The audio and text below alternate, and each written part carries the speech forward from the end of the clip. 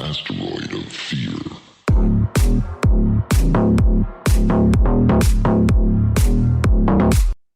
Hey guys, welcome to another episode of the Men of the House podcast. Um, the volume should be good.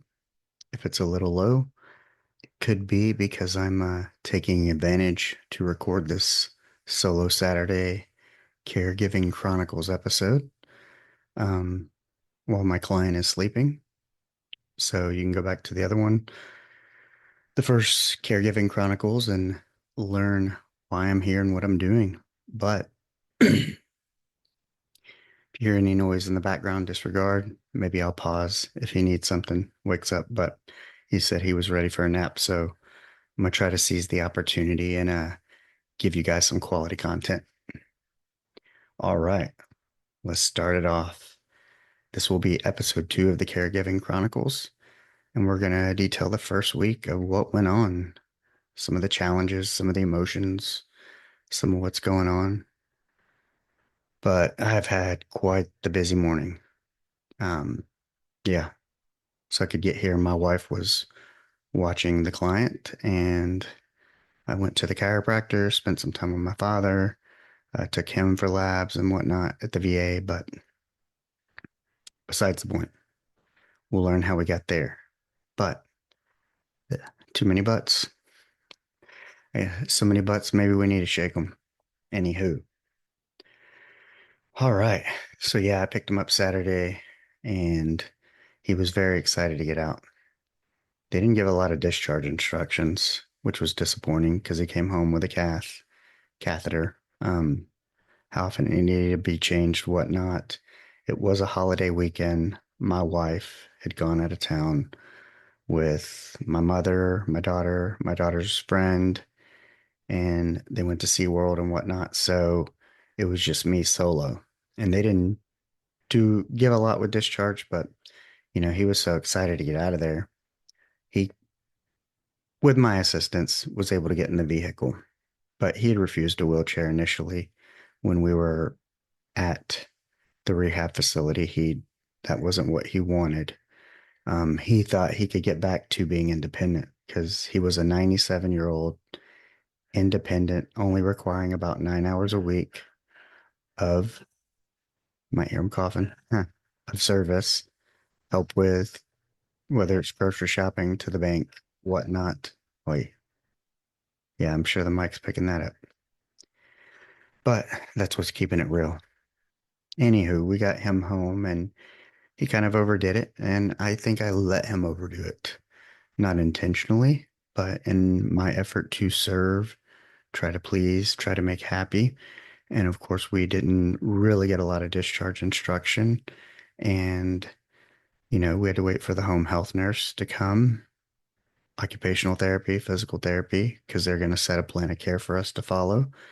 And with it being a holiday weekend, I was going to have to ride out Saturday and Sunday, at least till Monday, because this nurse, regardless of being a holiday, she decided that she was going to come Monday. But the, yeah, he overdid it a little bit. I overdid it. It was definitely a tiring day. And day 2, I remember my dad having had a gait belt. And this is because the end of night 1, he wanted to brush his teeth and go in the bathroom and ended up having to sit him on the floor because I was behind him and he was weak. He couldn't stand on his own, and I had to sit him on the floor. Consequently, I had to pick him up off of the floor from a seated position.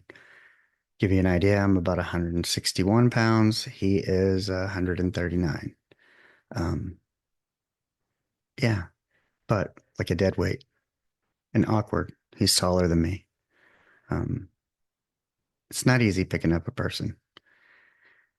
But on that note, that's why exactly, if you're a man or woman, you should be going to the gym and being healthy.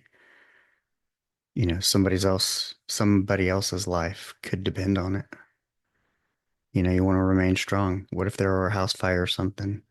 You need to be able to pick up your weight, maybe more weight, depending on who you love, who you're with. Um, yeah. But yeah, that was kind of night one. And day two, I remember seeing my dad have a gait belt from his rehab. So I had him bring it over, which helped tremendously. We still kind of overdid the transfers. And then day three, you know, the nurse came and kind of set some boundaries, and there was some exhaustion and stuff set in by then. So, day three was hard, but I could tell my back was starting to get wonky a little bit, some soft tissue stuff around the lower back, hence the chiropractor. And, you know, he gets sore too from wearing the gait belt.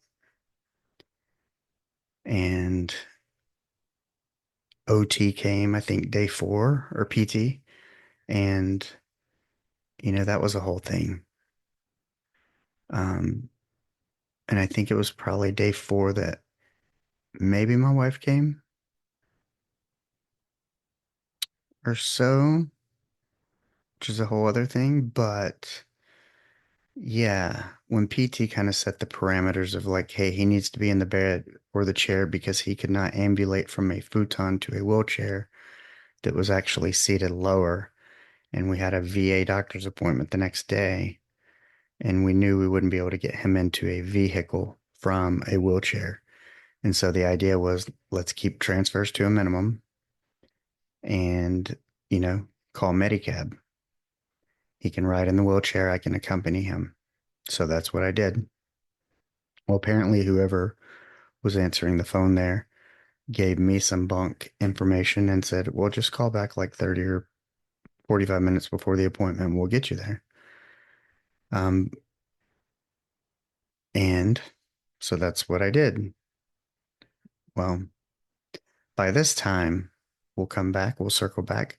My wife had come one day and, she's, I think Tuesday it was.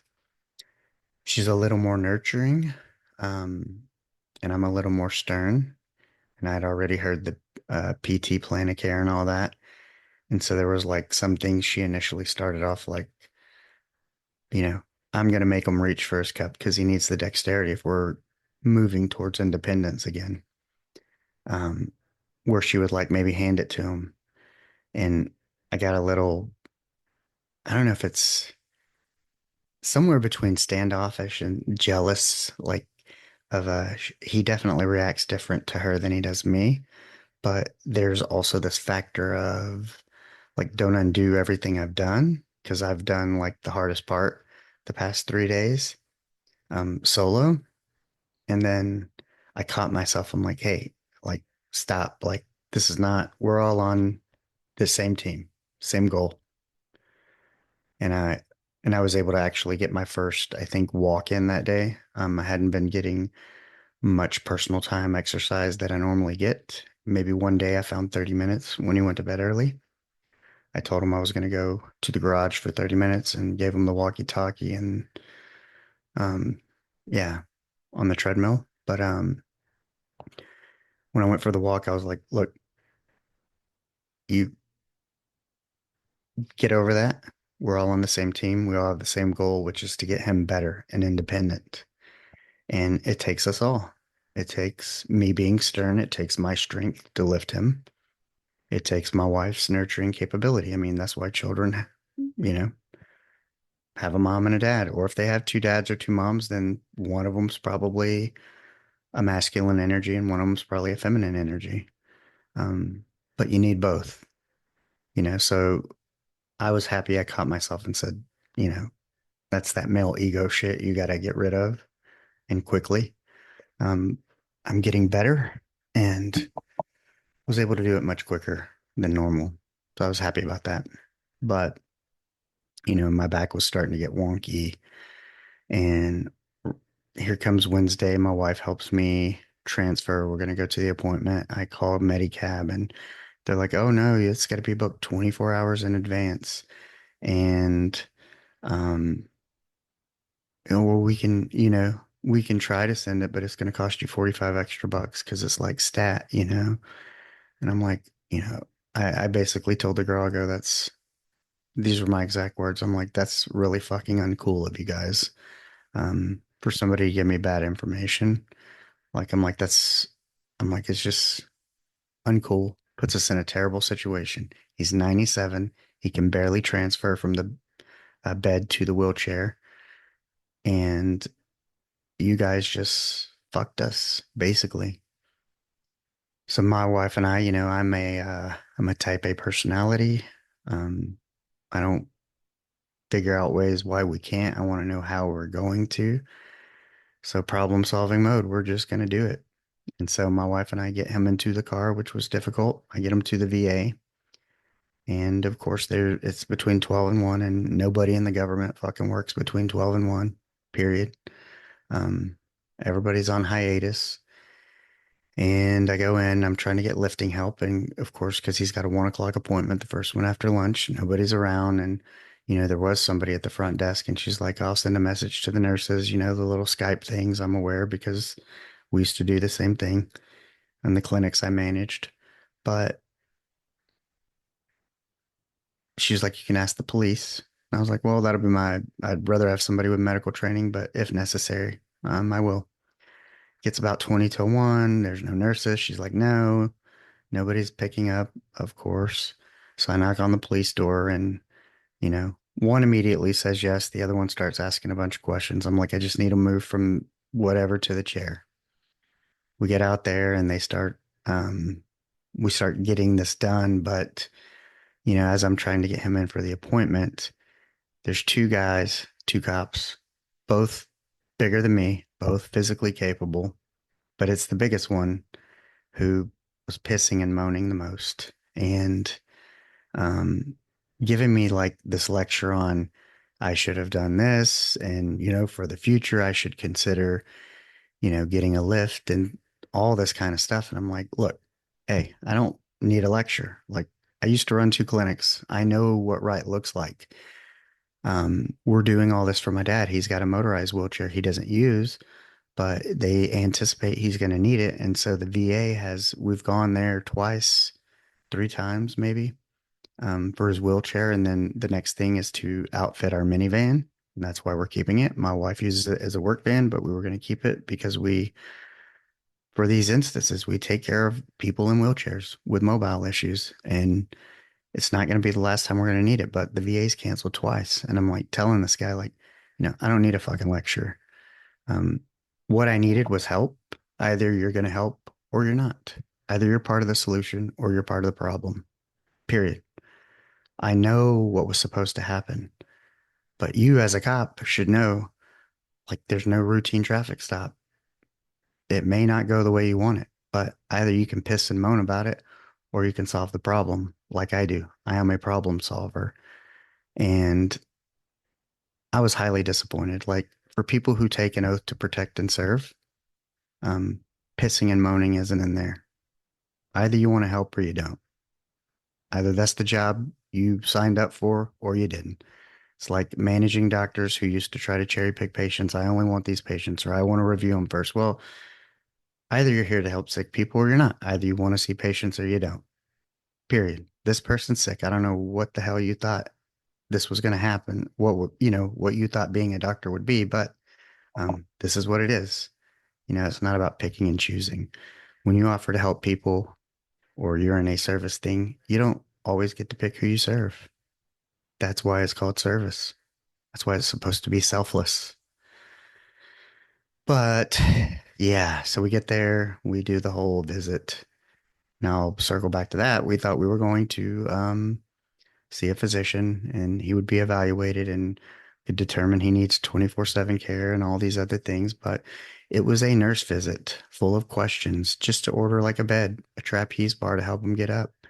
Some of his male depends, different things like that, catheters, because he's going to have that changed until we see urology. Um, and I'm like, are we going to see a physician? No, this is just a nurse visit. And I'm like, so we've gone through all this bullshit for like a 30 or 40-minute nurse visit and put them at risk for getting sick with other sick people as it's a clinic. Um, oh, I was fucking pissed. So I get them out there, and it comes time to get them back in, and nobody's around. And, I asked her on the way out, hey, are there any male nurses or techs that can help me get them in? Well, technically, we don't have any males for one, and then two, we're not allowed technically to go out in the parking lot and help people. It's like, what the fuck? Like, what the fuck is your job then? As you see fit. They probably think it's a liability thing, but what if somebody falls in the parking lot? I mean, let's get real. It's just like a bullshit scapegoat, like push it off to somebody else, which I fucking hate. If you're able to do something about it, then do it. Um, and the cool cop, which I'm gonna shout him out in a minute. I wheeled him out there, and he wasn't around, and I went back in. He was standing there. I was like, "Hey, can you help me?" And he's like, "Sure." Jumped right into action like he did the first time. And he just, man, he was a big dude. But he just picked him up like a Clark Gable from here to eternity type style and put him in the seat. And yeah, I was like, man, what's your name? I'm gonna shout you out on my podcast. So shout out to Moses, who works at the VA as a police officer in Tyler, Texas. Yeah, I would take that dude on my team anytime. Um, you can have an interaction with somebody pretty quickly, or I can, and you can know what they're about and know if you would do business with them, have them work with you, for you, however it works. Um, he's somebody I would have on my team. So give that man a raise, VA. But as for the VA, well, I don't want to dive into any politics. Um, whoever's in fucking charge of it, whether what president, senators, whatever those other fucking people are that sit around and determine shit, Congress, um, you guys need to unfuck the VA system. This is the service we receive for a retired '05 Navy commander, war veteran who cannot transfer, walk, anything, who used to be independent a couple months ago till rehab didn't rehab him and he declined. But it's somebody's grandfather, it's somebody's dad. Um, yeah, '05 commander, war veteran, kind of dog shit of the VA. And the people who run it and decide all these things shouldn't be so fucking hard to get shit done for people who've risked it all. So, if you're out there or if you're a listener and you know somebody who's in charge of this, get them on it. But yeah, so we do all that. We get back, and my wife, luckily, she's working close by and she's able to come and help me. And we put him in a different chair, and she was under the impression he's going to stay there. Um, and then if she leaves, and of course, he decides he wants to nap and go to his bed, and I got to make two more transfers solo.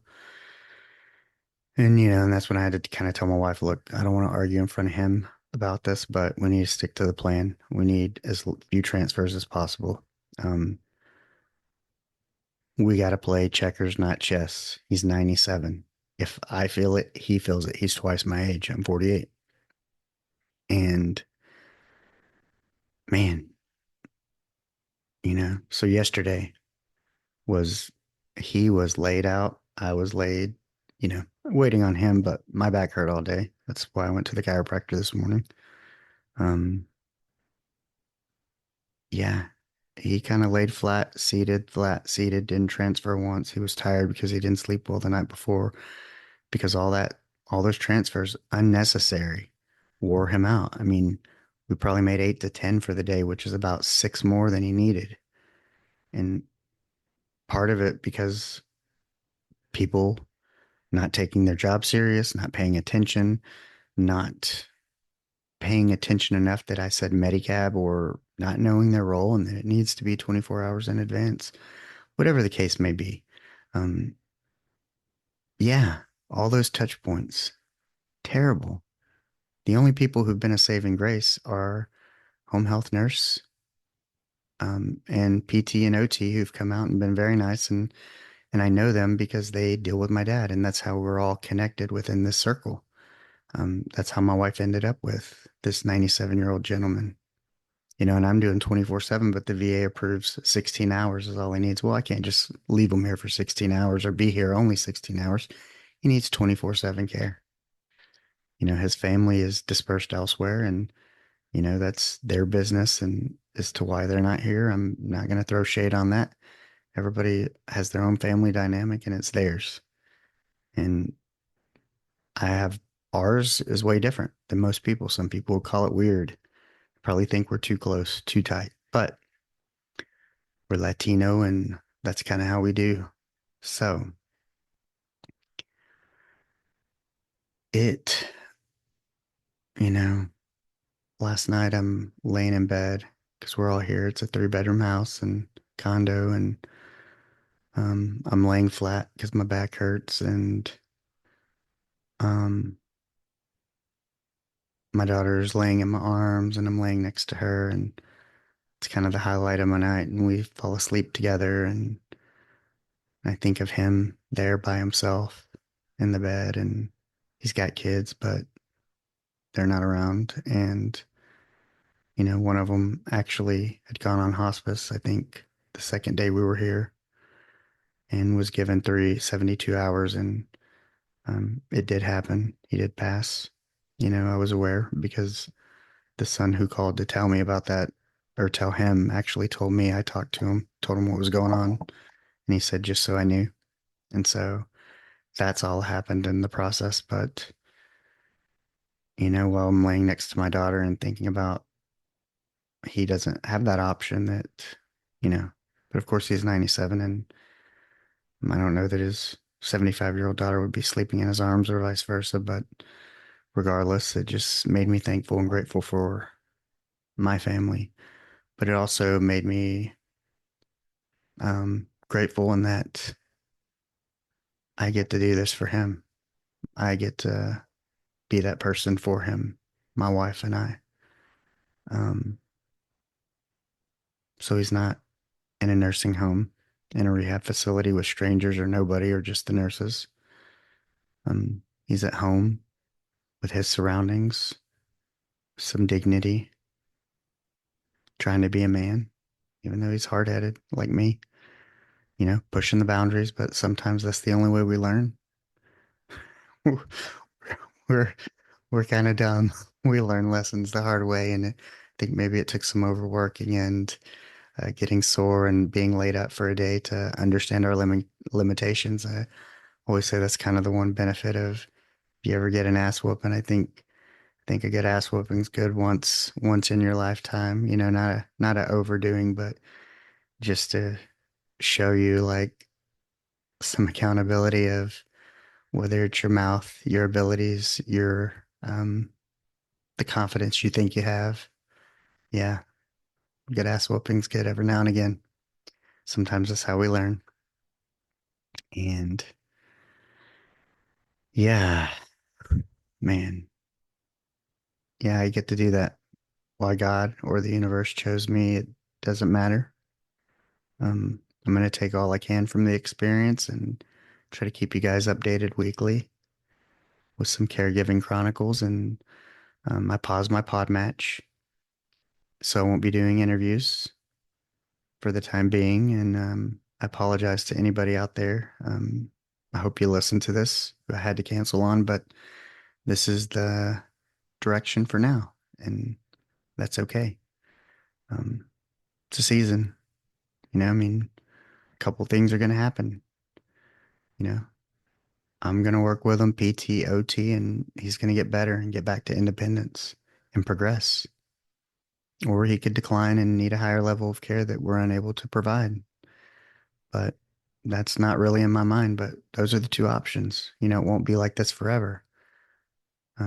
As we start getting those appointments and OT and everything next week. So get a plan of care and we'll do it to it just like this. And maybe it'll open up time for interviews or whatever, but Right now, it's been balls to the wall 24/7, um, like caring for a child who can't care for themselves, but they're 139 pounds, they're twice your age, and have forgotten more than you've ever seen or will know in terms of education, and just life. I mean, born in 1927, he's seen all the wars, all the craziness. And one of my favorite times I've been able to record some conversations after breakfast. They've been kind of cool, and I hope to turn them into something. Quality might be iffy just because they were on voice memos, but that's the only way I could do it. But, there's some near bedtime conversations just that are magic of learning what where I grew up was, it's a very Southern Baptist, Republican, right-leaning place. And to understand, like, it was once like, oh, there was a whole lot of Democrats. His whole household was Democrats, and that they had shifted kind of to Republican, like when Eisenhower was in office or something, or president. And yeah, there's there's these small pockets of magic that just happen if you let them. And those are the special moments. And hopefully I get to tell y'all about some. Hopefully I get some of them recorded. Eventually, hopefully I get to interview them, um, as time goes on. But until then, we're gonna, you know, try to keep the vibes positive, try to keep the energy positive, nourishment positive. And yeah, part of me, like going to the chiropractor and going and seeing my dad today, was kind of that opportunity for me to step away for a moment. And, thankfully my wife understands that and does that for me. And she didn't have to get up and take my daughter to school and go, go, go as she's been doing all week. So it was kind of good for both of us. But I'm thankful for her because, you know, Moses and her, those were the two people who showed up. That's why I married my wife. And that's why I love her, because she shows up. Um, so shout out to my wife. I haven't said her name. I don't want to, but y'all can probably figure it out. But yeah, so we shall see what the weekend brings. Be interesting. I hope we all get some rest and recovery, relaxation. I can hopefully going back this evening for a second adjustment of the upper body, because I had the lower body today. It's mostly tension, stress related tension, a lot in the shoulders, lower back, muscles tensing up. So, um, but I got to put my own oxygen mask on so I can be here for him. And kind of like I told my wife is, we got to make sure that we do it together. She's smaller than I am. I know she can't do it alone, so I can't do it alone. Neither one of us needs to get hurt, so we can be the best for him. And sometimes I have to remind him when he gets a little froggy, like, hey, look, if you have a fall, we're going to be repeating this process. You're going to go back to the ER and then the rehab, and you may not recover, may not be able to get you out. So, got to play the long game like a marathon. So, kind of remember that. But I've gotten so many lessons this week. I've experienced so many emotions, from love at the purest form to frustration, to gratefulness. And, want to thank everybody in my life, my accountability group, some of the accountability groups I belong to, some offline conversations of people who've supported me or just listened to me vent. And, um, it does matter because, hey, I didn't leave here or see anyone for the first couple of days, 3 days, except briefly to grab a gate belt or something. So I appreciate it. Yeah, takes us all. We all have a little part to play, and don't discount your part and what it provides. Um, we all need a little help sometimes, a little love, a little support, a kind word, just a amen, sending you love. I got one of those, and thankful for that. So shout out to Kevin. So um, on that note, I want to grab some food, do anything else I can while this uploads because I still need to create some clips. So, yeah, I'm hoping next 2 Wednesdays I got some guests that were outstanding. I got those uploaded and clipped. You'll be getting those, and Saturdays will be Caregiving Chronicles. And after that, we'll see. Maybe you'll get Wednesday, Saturday Caregiving Chronicles. We'll just see. Got to be, flexible. Not Jean-Claude Van Damme flexible, but like a palm tree. Got to bend without breaking, okay? Um, so for all you going through tough times, remember that. And thanks to everyone listening. I hope it finds you well. Like, subscribe, engage. Hit me up, engage with me on Facebook, whatever. I try to do as much as I can. But I wake up, I had several 4 o'clock mornings, and one night was a 3 a.m. because my back hurt. It was like 2 hours, 3 hours of sleep, and then maybe an hour little nap, like 5:30 to 6, no, 4:30 to 5:30 a.m. So yeah. Um, but check it out. I'll be around. I hope you enjoyed the update. I know it wasn't as formal, maybe it's thought out, and they will get better. And I will try quit saying the BUT filler word. And um, I hope, if anything else, you can appreciate the authenticity of it and trying to get this in the small window because I don't want to miss. I want to deliver. And this is therapeutic for me. This is what I love to do. It's who I am. I'm a podcaster. Regardless if I'm interviewing people, doing solos, or what's going on in my life. And I hope you guys are able to connect with that. And maybe you can use some information of it down the road. Or maybe it changes something for veterans. I don't know. Maybe I get a special listener who can actually do something, who wants to do something. Put it that way. On that note, until next time, remember, go out and be the person that you would want to meet. Well, that's a wrap. I hope you enjoyed the conversation. Please remember to rate, review, and subscribe wherever you get your podcasts from. Remember, go out and be the person that you want to meet. Hey, go. Asteroid of fear.